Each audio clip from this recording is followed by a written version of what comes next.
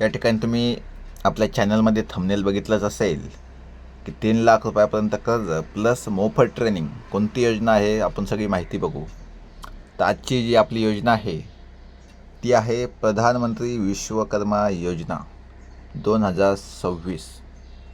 या योजनेचे काय उद्दिष्ट आहेत लक्षात घ्या. सगळ्यात महत्त्वाचं, कारागिरांना विश्वकर्मा म्हणून ओळख देणे व सर्व लाभ मिळवून देणे, कौशल्य विकासासाठी ट्रेनिंग उपलब्ध करून देणे, आधुनिक टूल्ससाठी आर्थिक सहाय्य या ठिकाणी करणे, जे कॉलॅटरल फ्री लोन आहे ते उपलब्ध करून देणे, डिजिटल ट्रान्झॅक्शन त्यासाठी सुद्धा इन्सेंटिव्ह देणे, ब्रँडिंग आणि मार्केटिंग सपोर्टसुद्धा देण्याचा उद्देश या ठिकाणी प्रधानमंत्री विश्वकर्मा योजना PM विश्वकर्मा योजना याचा आहे. संपूर्ण व्हिडिओ बघा शेवटपर्यंत, सगळी माहिती तुम्हाला या व्हिडिओमध्ये भेटणार आहे. तुमच्यासाठी याची अंमलबजावणी करणारी संस्था कोणती आहे, तर या ठिकाणी ministry of micro small and medium enterprise MSME plus ministry of skill development and entrepreneurship आणि डिपार्टमेंट ऑफ फायनान्शियल, म्हणजे वित्त विभाग पण आहे, लघु व सूक्ष्म उद्योग पण आहे आणि जे काही स्किल डेव्हलपमेंट विभाग आहे, कौशल्य विकास, या तिन्ही अंतर्गत ही योजना राबवली जाणार आहे. म्हणजे इतकी महत्त्वाची योजना आहे की देशातील 3 महत्त्वाची खाती या योजनेसाठी कार्यरत असणार आहेत. योजनेचा लाभ कसा घेता येणार आहे, तर या ठिकाणी सर्टिफिकेट प्लस ID कार्ड मिळणार आहे बघा.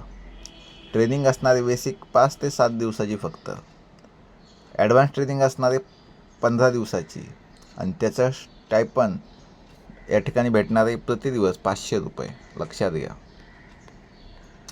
त्यानंतर टूल किट आहे 15,000पर्यंत मदत, लोन आहे 1 लाख पहिला टप्पा, दुसरा टप्पा आहे 2 लाख, इंटरेस्ट 5% बघा. डिजिटल इन्सेंटिव्ह रुपये प्रति ट्रान्झॅक्शन 100 रुपयापर्यंत या ठिकाणी भेटणार आहे बघा. मार्केटिंग सपोर्टमध्ये branding, e-commerce, trade fair support ह्या सगळ्या गोष्टी भेटणार आहे.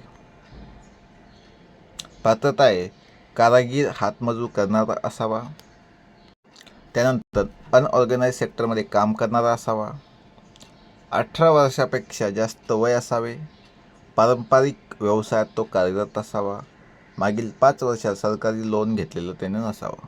ह्या काय आहेत, काही इलिजिबिलिटी आहेत जे त्यांना पात्र केले पाहिजे.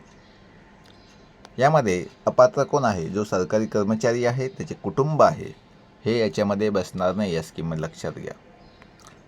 अर्ज कसा करायचा याची प्रोसेस सांगतो. या ठिकाणी जवळच्या CSC सेंटर, कॉम्प्युटर सेंटरला, सेतू सेंटरला भेट द्यायची, रजिस्ट्रेशन करायचं, आधार OTP व्हेरिफिकेशन होईल, त्यानंतर फॉर्म फिलअप म्हणून सबमिट करायचं आणि बायोमॅट्रिक व्हेरिफिकेशनसुद्धा या ठिकाणी करून घ्यायचं आहे. सगळ्यात महत्त्वाची प्रोसेस हीच आहे.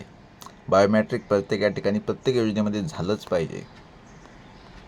आवश्यक कागदपत्रे काय लागतील, बऱ्याच जणांना प्रश्न पडला असेल, जायचं तर काय घेऊन जायचं. आधार कार्ड, तुमचा मोबाईल नंबर महत्त्वाचा आहे, बँक अकाउंट पासबुक महत्त्वाचं आहे, रेशन कार्डसुद्धा महत्त्वाचं आहे. रेशन कार्ड नसल्यास कुटुंबातील आधार आवश्यक आहे.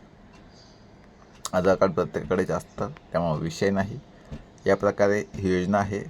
कुणासाठी आहे, आताच आपण बघितलं होते की जे कारागीर आहेत, बेरोजगार युवकांना लाभ भेटला पाहिजे, यासाठी हा महत्त्वाचा आहे आणि स्वतः जे व्यवसाय करू इच्छितात त्यांच्यासाठी. चुकीची माहिती, जे काही कॉमन मिस्टेक लोक करतात, चुकीची माहिती भरतात, डॉक्युमेंट इनकम्प्लीट असल्यामुळे सुद्धा फॉर्म फिलअप होत नाही, CSC व्हेरिफिकेशन स्किप करणं. महत्त्वाचं जे आहे स्टार्टिंगचं, ती व्हेरिफिकेशन झालं पाहिजे.